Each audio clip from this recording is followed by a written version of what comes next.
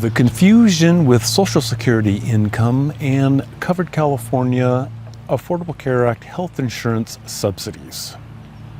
Hello, I am Kevin Canals, an independent health insurance agent in California, a certified Covered California agent, and a registered Social Security analyst. And a lot of people contact me and there's confusion over their Social Security income being added in to the application for Covered California. And there are, when it comes to Social Security, there's taxable amounts, and people get kind of confused because there's a lot of different parts when it comes to the IRS. So I thought I would try and just kind of separate that and show you how the different parts of Social Security work with Covered California, and also when it's taxed by the IRS. To do this, I'm just going to use a couple that is applying for the subsidized health insurance through Covered California, Pat and Dawn. They are both 63 years old. Pat has a job, earns $36,000. Dawn has Social Security at $24,000 annually. Now, for Covered California and the Affordable Care Act, you use the modified adjusted gross income. And this is from the IRS, which states that the modified adjusted gross income is the AGI plus your foreign earned income, tax-exempt interest, and the portion of Social Security benefits that is not taxable.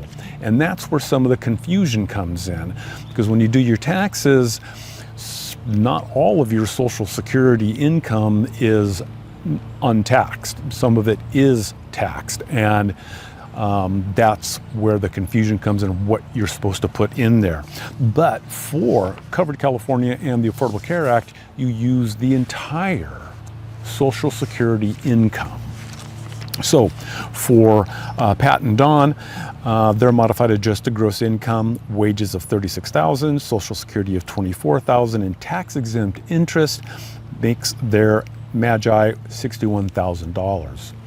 Now, Covered California and the other computer systems that calculate the subsidy use the rules developed by the Affordable Care Act and IRS, and you can kind of see those on Form 8962 of the IRS form. And I thought I would just go through there to show you the top part of how this is all figured for the consumer responsibility. So 8962, we have the family size of 2, $61,000 MAGI. And then on line 4, you have to find the federal poverty level. For Pat and Dawn, it's $19,720, and you divide that. 309% of the federal poverty level is the $61,000. Then there's this table you need to go to get the what they call the applicable figure, which is essentially a percentage. And this is for 2024. So Pat and Dawn's applicable figure is 0.0623 or 6.23%. That means under this subsidy curve, Pat and Dawn should pay no more than 6.23% of their household income for health insurance. And then annually, that's $3,800 or $317 per month. And then I just went to the Covered California Shop and Compare tool for 2024 and put those numbers in. But it is interesting, if Pat and Dawn live down in Southern California, their monthly subsidy would be $1,440, $17,280 annually. But if they're in Northern California, where the health insurance rates are much higher, they would receive $2,994 or $35,928 annually.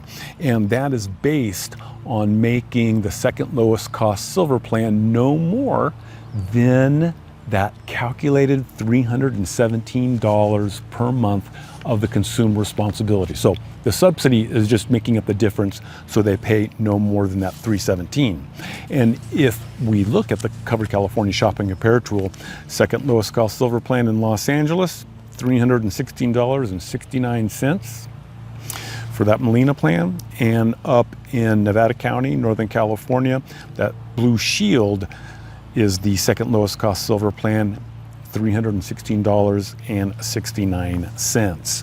So that's how it works with the Covered California. Now, when Pat and Don do their taxes, if their modified adjusted gross income is exactly $61,000 and they received whatever subsidy was necessary to make their health insurance that specific $317 per month, they will neither owe any additional, they won't have to repay any subsidies, and they won't get any additional credit. If their income is lower, they're going to get an additional credit.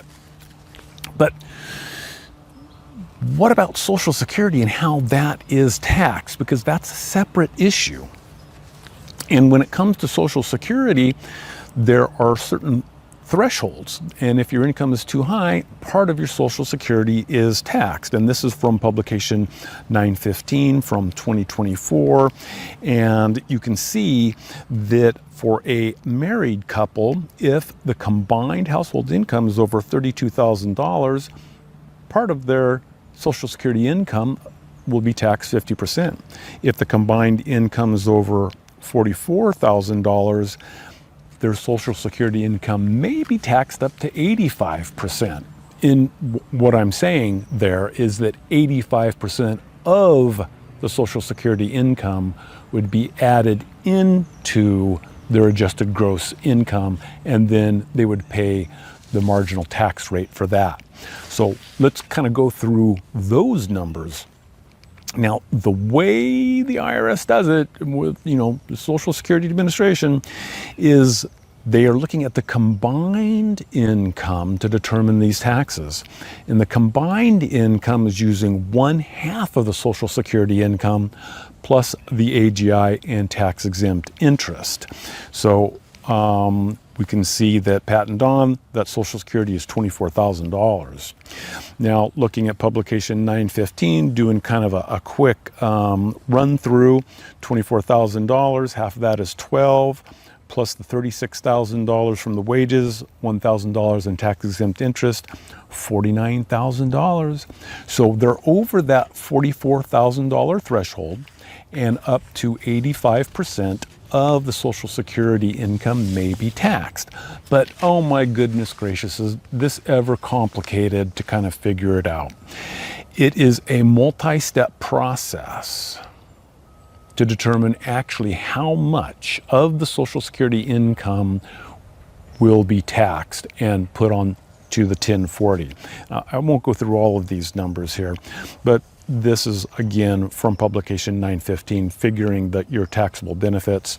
And you can see on line 2, 1/2 of the Social Security benefits of $12,000. I added that tax-exempt interest of $1,000 in there just to make it interesting. And so a combined income for the purposes of determining the Social Security taxable amount of $49,000. And then you can go through all of those different lines, but essentially what it comes down to is that $10,250 of Don's Social Security benefit is considered taxable. That is 43%. Okay, so when we then go to their 1040, it may look something like this. Total amount of wages, $36,000. We have the tax-exempt interest, but that is not figured into the adjusted gross income because it's tax-exempt. Social Security benefits of $24,000, and then we bring over from the form we just completed $10,250. So that makes their adjusted gross income $46,250. And that's one of the issues sometimes, and I'm guilty of this. I ask people, well, tell me what your AGI is, and then we add in the Social Security income. But if part of the AGI is part of the taxable Social Security income, we are estimating the income high. We've inflated it. That's why you kind of have to kind of strip that away, so you can't always rely on the tax return. And with that $46,250, and we remove the standard deduction, and that makes their taxable income $17,050 for the year. That's a 12% tax bracket. This is for 2024, meaning they owe $2,046 in federal income taxes. Now, if none of that Social Security benefit was taxed, you take that out, they would be under $11,600, and then they would owe no federal income tax. So that $2,000 really is because the Social Security income that Dawn receives pushes them into a situation where part of it is taxed. But that is all separate from figuring out the income for Covered California and the subsidies. So, but it can be confusing. People are, half of my income is considered, for this. And so, but when it comes to Covered California, it's all of the Social Security income is going to be put in there, but you don't want to include the AGI. That's where you need to go look at the wages plus the Social Security income, tax-exempt interest, foreign earned income to come up with your modified adjusted gross income. So now you are completely confused. If you have any questions or comments, you can leave those down below and I'll try and answer them, but this stuff is pretty complicated, but I'll do my best to shed some light on it or put in some links to the appropriate discussions, because a lot of this will be changing in 2026. Doesn't look like the subsidies will be as high for the Affordable Care Act. And they're always, tinkering around with the tax codes. Seniors in 2026 are going to get some additional standard deductions. So it's all kind of confusing, but we will do our best. Otherwise, for InsureMeKevin.com, I am Kevin Knaus.